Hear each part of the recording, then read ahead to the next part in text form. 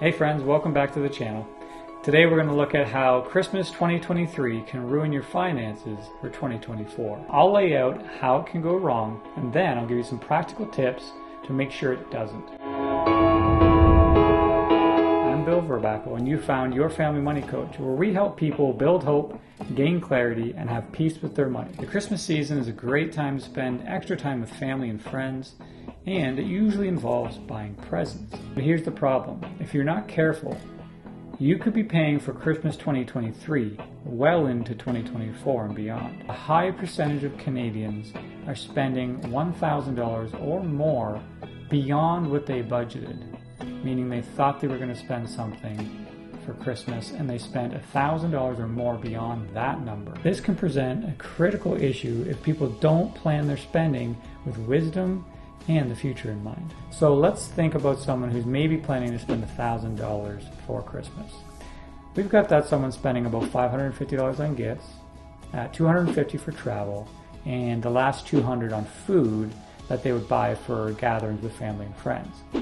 Alright, I think that's pretty conservative, and for most people, it's probably going to be even more than that. But that means that someone would have to set aside $91 a month from January to November in order to save enough to pay for that $1,000. Now let's say we overspent that $1,000 we planned to spend, we budgeted for, with another $1,000. In that case, that could cost you an additional $100 a month if you paid a fixed monthly amount. You'd end up paying a total of $114 in interest over the term, paying back the original $1,000 balance. Now, if you couldn't afford to pay back the loan at that pace and only paid the minimums, which unfortunately a lot of people do, it would cost a whopping $1,234 in interest alone, for a total repayment of $2,234. Remember, you actually only used $1,000 over your budget. This would take 12 years to pay off.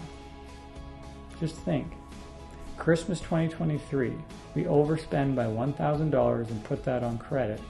It takes 12 years to pay that back. The implications of overspending on Christmas are huge for your future. And just think, if you actually did this year over year, you could be paying for Christmas from 20 years ago and beyond. Well into retirement, you're still paying for past purchases from Christmas. That's just insane. So we're here to show you some practical tips now as to how to avoid that and make sure you stay on track and not derail your complete financial future by making some really unwise choices in the holiday season.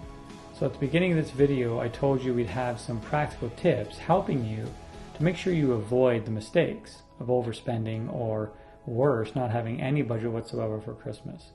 So with that in mind, let's jump in and look at the tips as to how to get this right. The first one is set a budget with money you actually have.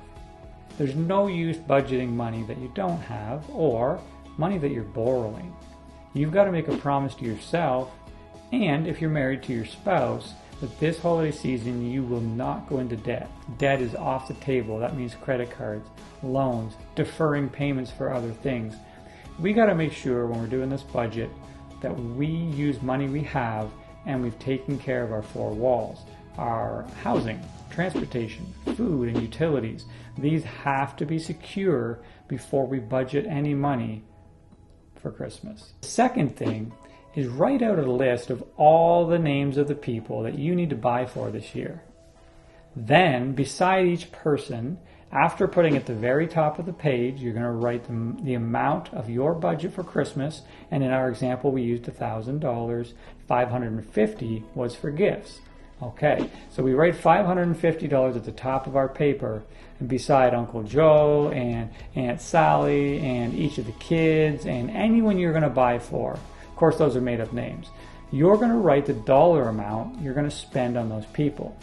Once you've done that, you're going to tally it up and see what the number is. If it's over $550, you've got to go back through and eliminate some people or lower the amounts and the cost of the gifts you're buying. You want to do this exercise with your spouse, if you have one, so that things are clear for everybody and the expectations are set. Remember, you don't have to spend the same dollar figure on each person. Even isn't always fair, and fair isn't always even. So don't worry about spending less on one person and more on another. It's your money, it's your budget, it's your choice. So go ahead and get into the weeds with that. That's going to help you to see exactly what you're buying for who. Now, before you go to family events, and even as the season is approaching, something we like to do is talk to the family members ahead of time about doing Secret Santa, so you're only buying for the kids. You don't need to buy for every adult and every kid in the family. When you do Secret Santa, your family might end up buying only a couple gifts instead of one for every single person.